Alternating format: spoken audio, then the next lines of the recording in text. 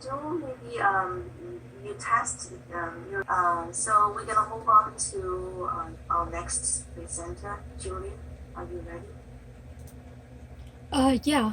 Okay. I'm going to share my screen. Sure.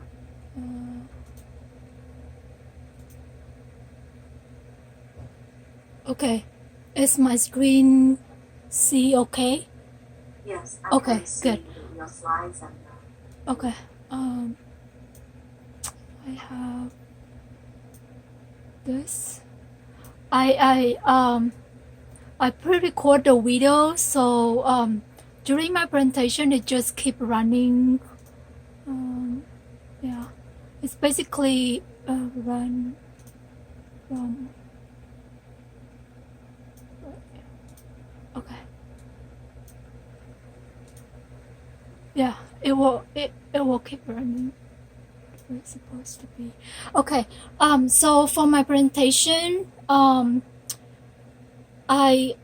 my project, I'm doing the XADC and VGA animation, and basically there are two. I'm working on two PMOD, the XADC and VGA, and based on my so my agenda today, I'm going to just summarize what I did previously, and then I introduce a little bit more with my VGA digital to analog conversion with the circuit, and then and then I'm going to show how I use the potentiometer to control the XADC, and the last one is the Pong game and the reference. So this is just my previous result that I have the analog to digital conversion, taking the input from the from this port and then display on the LED, and then we can see that the light is different brightness. It's based on the input from this and then the analog input, and get the digital output, and then convert it different light. The way that convert, for example, my output, the digital number from the analog is 300. For example, if it's 300, then the this brightness, it will count from 0 to 300. So as long as it's still counting up to the counting number is less than 300, the brightness, the LED, it will stay bright. But if it passes it will go out. So that means the brightness is based on this number. If it high number, then it will show longer, so it will show brighter. If the number small, for example, it's just 10 or 2, then it will be very dim. And then it's the same thing on this side. And then my second slide is a PMOD. It's just the same thing. Basically, this one is taking the taking the digital value and convert it into analog value and display different color here. And how generally for this circuit, it takes in the digital value by making the circuit inside this port. So the circuit is called the R2R resistor circuit. It has three different analog value that can be converted from the digital value, which is the red color, green color, and blue color. And how it go is that it take in the analog value and then convert it into digital value, and the three digital value, red, blue, and green, it go into this circuit. It called the colors electron gun. And then that once the digital value go inside there and it converted into analog value, the analog value, it has interaction with the electron gun in this circuit, and then it display into the display. And there are because each port here, red, green, and blue, each port it has 4 bit. So for actually for this 3 value, 4 times 4 is 63. 4 times 4 is 64 value, so it can display 64 different color. And then the brightness of the screen, it based on the current that we get from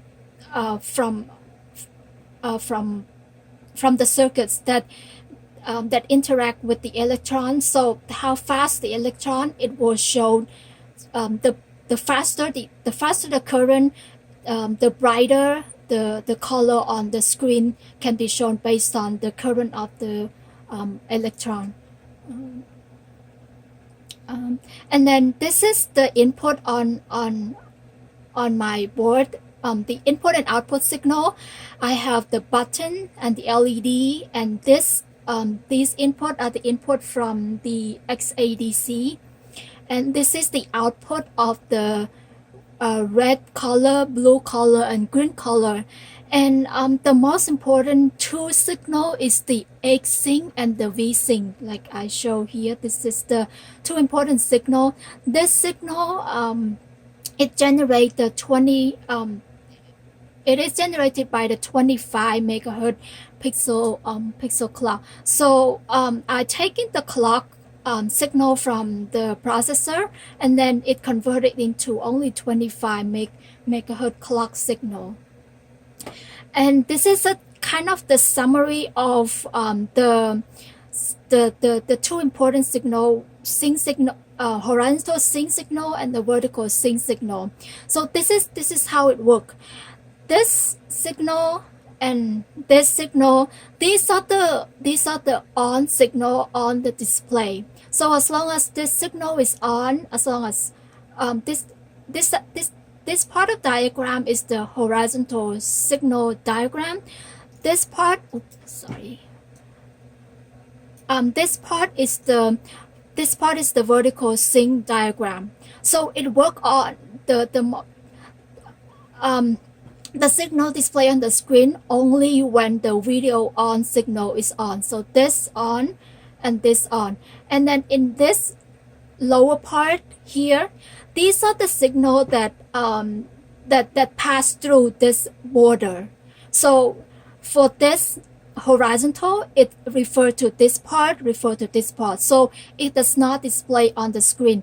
And on this vertical part, this black here and this black here, it refer to this part, so it does not display on the screen. Those are called the front pouch and the back, the front pouch and the back pouch. So this two signal, X sync and V sync, it is count like from pixel 0 to 639 for the horizontal. So it will go from this side to this side. Once it finish, it come out here. So that means finish one row and then it go down down. And again, the pixel clock is only 25 megahertz. It's much lesser than the system clock.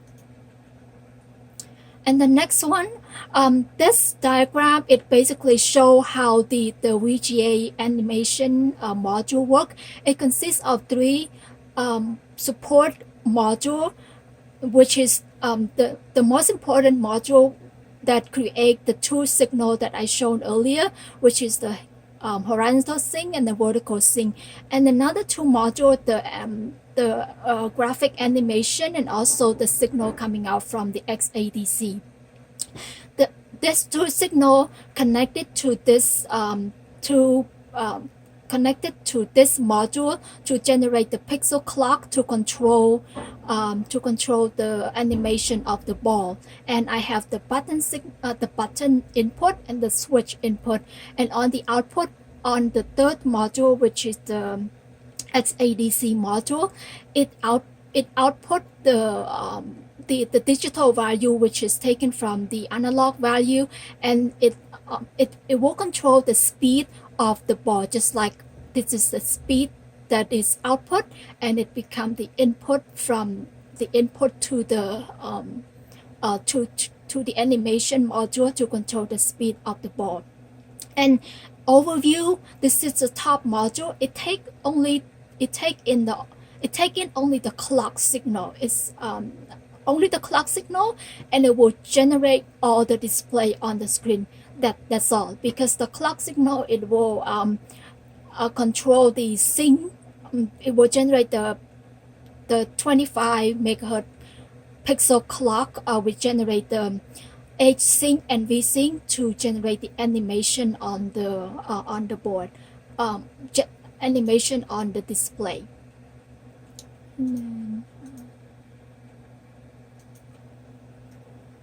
And then this is I just want to show a little bit of detail on the VGA sync signal. So again, this is a 25 megahertz clock signal, and this is a simple, this is the core diagram. Again, this is the display shown earlier, which is the video on. Only this part, only when this part is on, then all the display will be on the screen. And this down here, zero signal, is this the front pouch and the back pouch. When the pixel travel from left to right, once it's hit this area, it no longer have the signal. But the video signal on, it's not on the entire time. It gives some of the part area just in case something goes wrong. So the display on signal is much less than the entire on signal, just to collect the correct signal, which is on the middle part. And so this is the core module, the very first module. It takes in the clock signal and it output the two important signal, and this is the video on signal, which we use to connect to other module to display the animation on the screen. And this count is the signal to control, to change the clock rate. For example, if I wanted more than 25 clock signal clock rate, then I can increase this count to be more than 3 bit or 4 bit or 5 bit, just to make the 25 the clock rate faster. And these are the output of the signal. And this pixel is generated from this two signal, and it will be connected to other module to display the other display, like the ball and the bar and the ball on the display. And this is the timing diagram. It take in the 25 clock signal right here, and then this is the horizontal. This box 1, 2, 3, it will generate the horizontal sync signal, and for this box it will generate the vertical sync. So this two signal is out here. And this timing diagram, it just show how much time for the display time, this display time, and how much time for this whole time. And this is the front pouch time and the back pouch time, this particular area and this particular area. This is the microsecond for the vertical sync and the horizontal sync. So this is a general an example of the timing diagram. Is not necessarily matched with this one, because when we took this diagram is from probably ZBO board, not ZBO Zing 7. But basically the concept is the same. And this is again, this is a simple just diagram just to show that again the two important signal, and this is how the screen is displayed, that it take in the two important signal, V-sync and X-sync and V-sync, and it will go from left to right. After it finish, it come back right here, and we go again, come back right here, and it travel down from pixel 00 to this, and then all the way down to 4 something or 5 6 something, the pixel that shown earlier. And this is how the XADC work. So this is the port from this port. The lower part is just the ground. So this signal, this wire, it connect to all the ground, and then the input wire, there are only 4. So these are the 4 input wire. The rest, these are the ground, and these are the ground. So the 4 input wire, it take on the input from the board, the analog input, and it converted to the digital input. And this is how it works. So taking the analog input, converted into digital. So the digital value is saved into a 16-bit signal, and then we take only the last 4 bit to control the speed.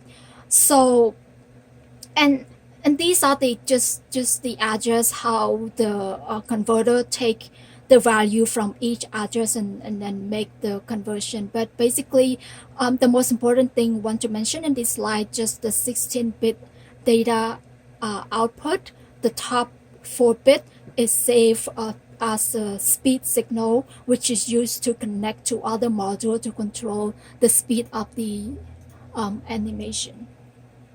And this is the result of the entire project. So the switch right here is used to change the color of the screen. So basically, because there are 3 output port, each is 4 bit, and the switch has we have only one switch, which is 4 bit. So what we did is to fix the VGA red signal 4 bit, and also fix the VGA blue signal 4 bit, and the rest 4 bit of the green VGA is changed. So the 4 bit green color is changed from 8421, just whatever the value here, switch on and off, send it to the module, then the screen color will be changed. And the potentiometer, I think, so this potentiometer, when turn it to one side to the other side, it increase or decrease the brightness of the LED right here. And then the 2 button right here, the button 0 and button 1, is the one to control this little bar. It can go up and down to try to catch the little ball. And then the brightness of the LED right here, once it's more bright, the speed of the ball bouncing back and forth on the screen will be faster. If it less bright, the bouncing ball will be slower. And then the 2 button, button 0 and button 1 right here, can move the bar. The speed is the same for the button, but it move up and down to try to catch the ball. And that will be end of my presentation. Any question? Thank you, Julie, for detailed explanation. Yeah, if there's no more question, we can move on to the next student. Professor, I have ours set up. If you wanted to see that demo real quick Okay, first. yeah, yes, let's do the